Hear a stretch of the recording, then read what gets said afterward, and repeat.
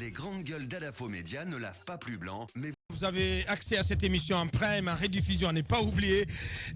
Tous les soirs, donc à 18h, vous nous retrouvez sur Sud FM en rediffusion, la 99.3 dans la zone de Conakry notamment.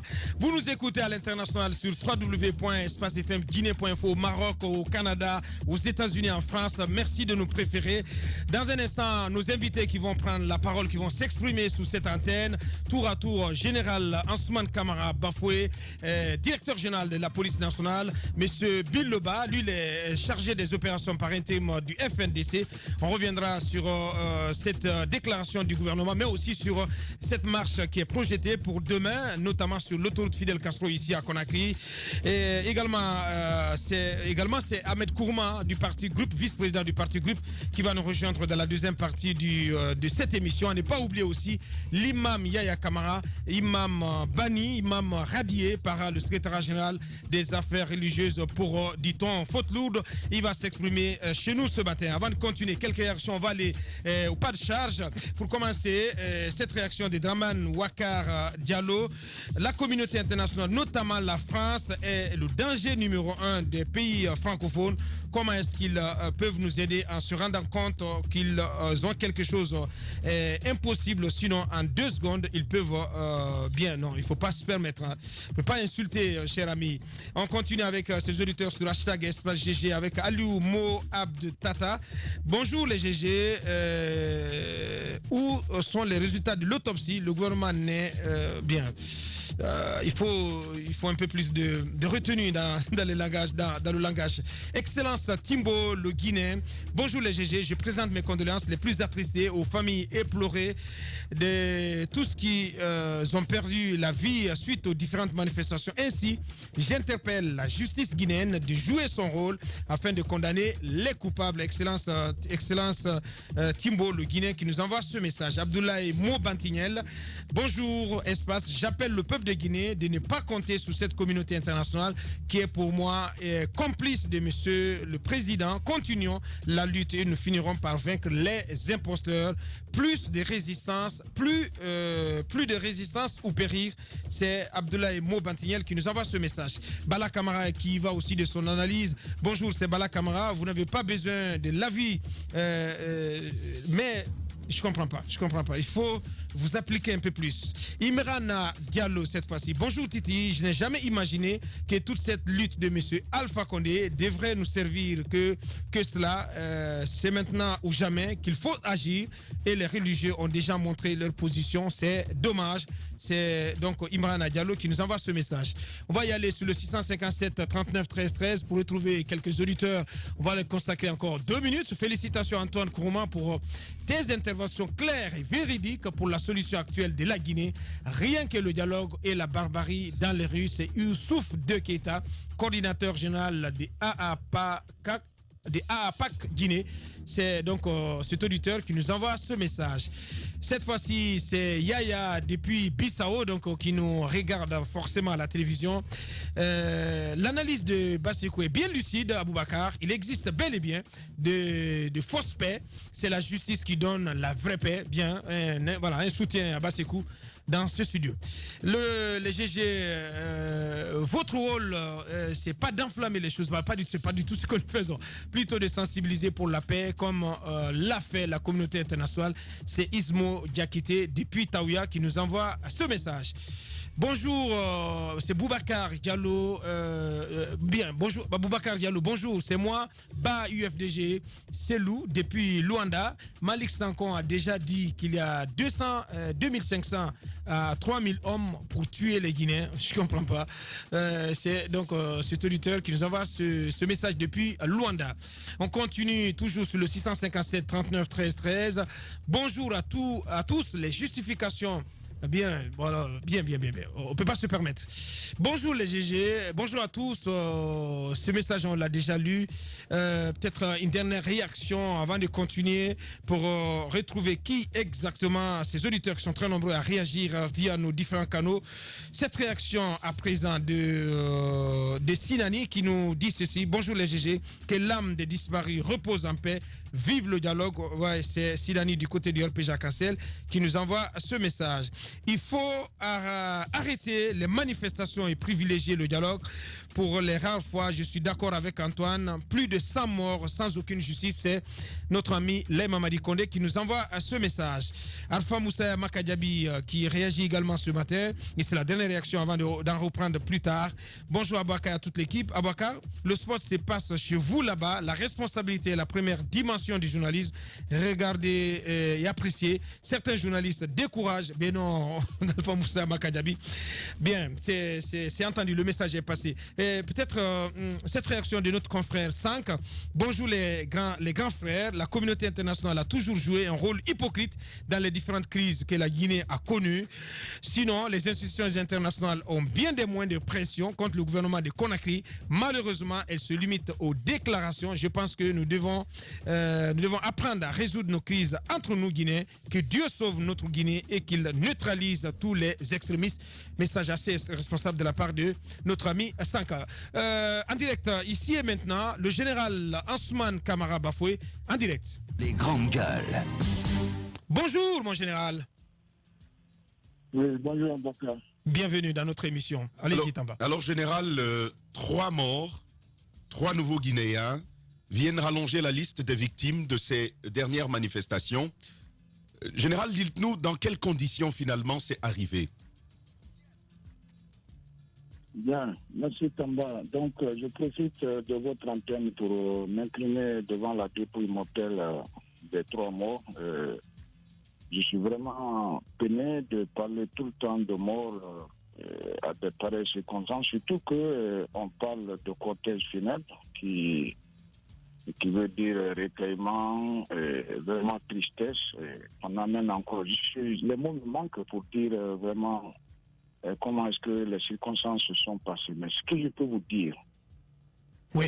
Quelque part tout à l'heure je vous ai écouté, ce que je peux vous dire, c'est que les 3 morts ne sont pas faites dans le périmètre de sécurité qui a été mis, c'est-à-dire de l'hôpital chinois jusqu'à Bambeto, mais vous en direz toujours, même si quelqu'un qui est mort à Yomoulaba, c'est la sécurité qui est chargée de protéger tous les citoyens guinéens et leurs biens. Donc nous en assumons et nous chercherons les auteurs pour coûte que coûte pour qu'ils puissent être comparés devant la justice et être sanctionnés. Parce que ça, là, Vous chercherez les auteurs. C'est pas la première fois que vous chercherez vous prenez cet engagement. Alors, général, je pense qu'il faut nous en dire un peu plus. Finalement, est-ce que vous maîtrisez cette situation? Parce que chaque fois qu'il y a encadrement des manifestations, il y a des gens qui meurent. Et il faut quand même nous dire dans quelles circonstances est-ce que c'est arrivé. C'est un premier élément. Je ne vais pas s'étendre là-dessus, si tu permets. D'abord, la question, si tu et permets, de l'autre côté, la question que tout le monde se pose. Et de l'autre côté, Abouakar, le général nous promet qu'ils feront la lumière. Ça fait quand même plus de 100 victimes. Général, il n'y a pas eu de lumière. Qu'est-ce qui nous prouve qu'il y en aura encore? Tamba. Oui. Allô? Il est là. Oui, je vous écoute. Oui. Tu sais votre problème, je ne veux pas que vous montez ma tension pour rien. Écoutez-moi très bien. C'est par respect que vraiment je vous écoute ce matin et je vous réponds. Vous devrez savoir d'abord, pour que nous soyons engagés pour faire un cortège funèbre, il y a des préalables. Sur les organisateurs de ce cortège funèbre, ils devaient faire une demande auprès ou informer l'autorité civile de la commune et qu'ils viennent nous adresser des demandes de concours pour nous, les policiers et les gendarmes et les réquisitions. Pas eu de demande. Subitement comme ça, les gens se sont mis dans la rue. Donc nous, on n'a pas reçu d'ordre d'encadrer un cortège funèbre d'un point A à un point B. Alors pourquoi la présence des policiers le long de cette marche et au rond-point de Bambeto? Non, écoutez, oui.